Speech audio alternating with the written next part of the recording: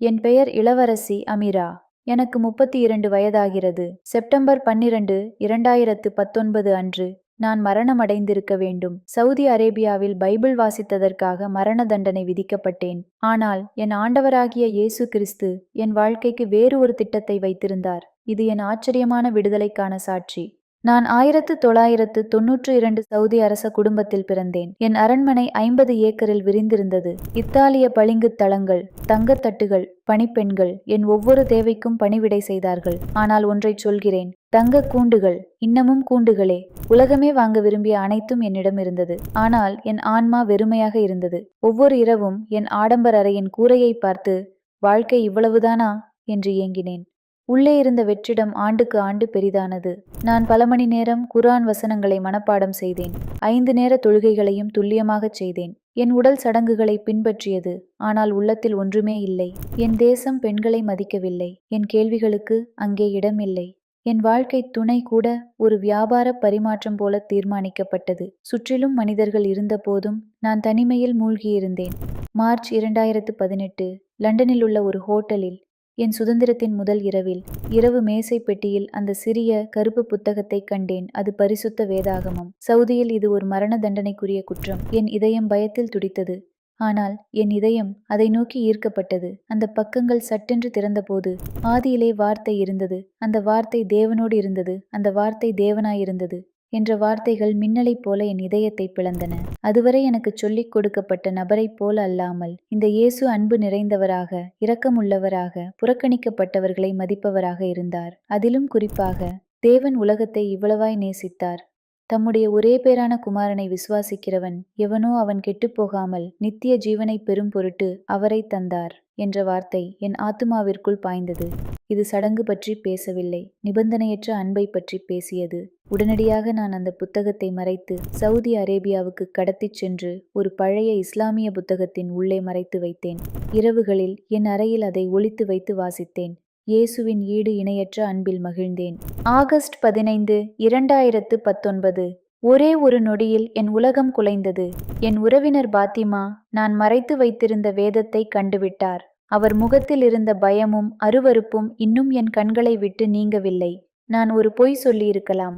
ஆனால் கிறிஸ்துவால் மாற்றப்பட்ட என் இதயம் உண்மையை மறுத்தது. பாத்திமா, இது பைபிள். இதுதான் தேவனுடைய அன்பை பற்றி எனக்கு தெரிவுபடுத்தியது என்று அமைதியாகச் சொன்னேன். 2 மணி நேரத்திற்குள் என் தந்தை வெறிபிடித்த கோபத்துடன் என் அறையில் நுழைந்தார். இந்த புத்தகத்தை எரித்துவிடு. நீ தற்காலிகமாக பிசாசின் ஆவிகளால் பிடிபட்டதாகச் சொல்லி இந்த அவமானத்திலிருந்து குடும்பத்தை காப்பாற்றலாம் என்று கட்டளையிட்டார். நான் படுக்கையில் இருந்த பைபிளை பார்த்தேன். அந்த ஒவ்வொரு வார்த்தையும், இயேசுவுக்கு நான் இரவில் சொன்ன ஒவ்வொரு ஜெபமும் நினைவுக்கு வந்தது. நான் சத்தியத்தை மறுக்க முடியாது. இயேசு கிறிஸ்து என் கர்த்தரும் இரட்சகருமாயிருக்கிறார் என்று அறிவித்தேன். என் மாமா என் கன்னத்தில் அறைந்ததில் நான் கீழே விழுந்தேன். என் தாயார் என்னை பார்க்காமல் திரும்பிச் சென்றார். என் பெற்றோர் என்னை கைவிட்டனர். சூரிய அஸ்தமனத்திற்கு முன் மத காவல்துறையினரால் என் அரச ஆடைகள் அகற்றப்பட்டு சிறை சீருடை அணிவிக்கப்பட்டது. இளவரசி அமீரா என்ற பதவி பறிபோனது. நான் இப்போது விசுவாச துரோகியாக மரணத்தை எதிர்நோக்கிய கைதி எண் 4, 1758 என்ற எண் கொடுக்கப்பட்டது. 3 வாரங்களுக்குப் பிறகு நான் சங்கிலியிடப்பட்டு இஸ்லாமிய நீதிமன்றத்தின் முன் நின்றேன். நீதிபதி இறுதியாக கேட்டார், உன் விசுவாசத்தை மறுத்து இஸ்லாமிய உண்மை மார்க்கத்திற்கு திரும்பி விடுவாயா? இதுவே உனக்கு கடைசி வாய்ப்பு. அந்த அமைதியில் என் தாயின் விம்மும் சத்தம் கேட்டது.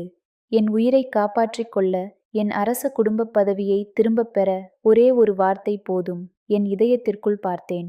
என் பாவங்களுக்காக சிலுவையில் மரித்த இயேசுவை நான் மறுதலிக்க முடியுமா? முடியாது. என் குரல் தெளிவாகவும் உறுதியாகவும் ஒலித்தது. நான் ஒருபோதும் இயேசு கிறிஸ்துவை மறுதலிக்க மாட்டேன். அவர் என் ஆண்டவர் மற்றும் இரட்சகர். பொய்யானவளாக வாழ்வதை விட கிறிஸ்தவளாக மரிப்பதையே நான் விரும்புகிறேன். இடி விழுந்தது போல தீர்ப்பு வந்தது. செப்டம்பர் 12, 2019 அன்று தலை துண்டிக்கப்பட்டு மரண தண்டனை. அன்றிரவு செப்டம்பர் 11, 2019 என் படுக்கையில் படுத்திருந்தேன். அதிகாலை 12 மணிக்குப் பிறகு நான் மரணத்தை சந்திக்க வேண்டும். நான் விழித்திருந்து ஜெபித்தேன். என் பயம், என் ஏக்கம், என் நன்றியுணர்வு அனைத்தையும் இயேசுவிடம் ஊற்றினேன். இயேசுவே, நீர் உண்மையானால், நீர் என்னை நேசிக்கிறீர் என்றால், நான் உமக்காக மரிக்கப் போகிறேன் என்பதை எனக்கு காட்டுங்கள். நீர் என்னோடு இருக்கிறீர் என்பதை எனக்கு உணர்த்தும் என்று கேட்டேன். சரியாக அதிகாலை 3:33 அனைத்தும் மாறியது. என் இருண்ட சிறை அறைக்குள் மத்தியான சூரியனை விட பிரகாசமான, இதமான, அன்பான வெளிச்சம் நிரம்பியது. அப்போது நான் அவரைக் கண்டேன். இயேசு பிரகாசமான வெள்ளை அங்கியில் என் முன் நின்றிருந்தார். அவர் முகம் கனிவும் அன்பும் கொண்டிருந்தது. அவர் என் தாய்மொழியான அரபியில் பேசினார். அவர் குரல் மென்மையான இடி போல என் முழு இருதயத்திலும் எதிரொலித்தது. என் மகளே, அஞ்சாதே, நான் உன்னோடிருக்கிறேன். உனது பாடுகள் வீண் போகவில்லை. உன் விடுதலை சமீபமாயிற்று. உன் சாட்சியின் மூலம் அநேகர் என் அன்பை அறிவார்கள். என் தலையில் அவர் கை வைத்தார். என் இதயம் திரவத் தங்கம் போல சமாதானத்தால் நிரம்பியது. தரிசனம் சில நிமிடங்கள் மட்டுமே நீடித்தது. ஆனால் அவர் சென்றவுடன் பயம் போய் அசைக்க முடியாத விசுவாசம் மட்டுமே இருந்தது. 1 மணி நேரத்திற்குள் அசாத்தியம் நடக்க ஆரம்பித்தது. என் சிறைக்கதவு சத்தமில்லாமல் திறந்தது. நான் வெளியே வந்தேன். அனைத்து பாதுகாப்பு கேமராக்களும் இருண்டு போயிருந்தன. நான் நடந்து சென்றபோது எல்லா காவலர்களும் ஆழ்ந்த உறக்கத்தில் இருந்தனர். கடவுள் எனக்கு வழிகாட்டினார். பூட்டப்பட்ட கதவுகள் என் அருகில் திறந்தன. நான் பிரதான வாயிலை அடைந்தேன். அது சத்தமில்லாமல், எந்த அலாரமும் இல்லாமல் திறந்தது. நான் ரியாத் நகரின் விடியற்காலை காற்றில் காலடி எடுத்து வைத்தேன். மரண தண்டனைக்கு சில மணி நேரமே இருந்த நான் இப்போது சுதந்திர பெண்மணி. கடவுள் எனக்காக வழிகளை ஆயத்தம் செய்திருந்தார். பாதுகாப்பு அமைப்பில் தண்டனை பெற்ற கைதிக்குச் சொந்தமானது என்று சிவப்பு கொடியிடப்பட வேண்டிய எனது அரச பாஸ்போர்ட் கூட ஒவ்வொரு சோதனைச் சாவடியிலும் மிகச் சாதாரணமாக ஸ்கேன் செய்யப்பட்டது. எந்த சிக்கலும் இல்லை. நான் விமான நிலையத்திற்குச் சென்றேன். என் பாஸ்போர்ட் எந்த தடையுமின்றி அனுமதிக்கப்பட்டது. நான் கேஎல் விமானத்தில் ஏறி ஆம்ஸ்டர்டாம் நோக்கி பறந்தேன். நான் அழுதேன். ஆனால் அது பயத்தினால் அல்ல. அது அளவிட முடியாத நன்றியுணர்வால். இயேசு தம் வாக்குறுதியை காப்பாற்றினார். 12 மணி நேரம் கழித்து ஆம்ஸ்டர்டாமில் தரையிறங்கிய போது அந்நிய மண்ணில் முழங்காலிட்டு உயிருடன் இருப்பதற்கு கண்ணீரோடு நன்றி சொன்னேன். 3 மாதங்களுக்குப் பிறகு நான் ஒரு ஞானஸ்நான தொட்டிக்குள் நின்றேன். பாஸ்டர் என் கையை பிடித்து கொண்டு, இளவரசி அமிரா, இயேசு கிறிஸ்துவை உங்கள் கர்த்தரும் இரட்சகராகவும் ஏற்றுக்கொள்கிறீர்களா என்று கேட்டார். என் குரல் தெளிவாக ஒலித்தது. ஆம், நான் ஏற்றுக்கொள்கிறேன். நான் தண்ணீரிலிருந்து சிரிப்போடும் ஆனந்த கண்ணீரோடும் எழும்பிய போது பயத்திலும் வெறுமையிலும் வாழ்ந்த இளவரசி அமிரா இறந்து போனாள். நான் ராஜாதி ராஜாவின் குமாரத்தியாக புதிதாய் பிறந்தேன். என் குடும்பம் என்னை ஒதுக்கியது. என் சகோதர சகோதரிகள் என் பெயரை பேசவும் தடை விதிக்கப்பட்டது.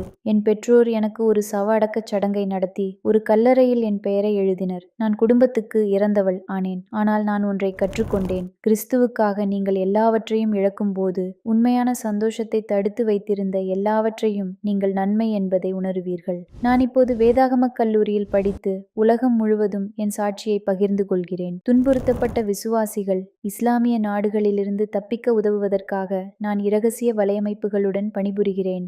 நான் 37 விசுவாசிகளுக்கு மேல் விடுதலை அடைய உதவியுள்ளேன். ஒவ்வொரு வெற்றியும் நான் எனக்காக மட்டுமல்ல, மற்றவர்களை காப்பாற்றவும் வைக்கப்பட்டேன் என்பதை நினைவூட்டுகிறது.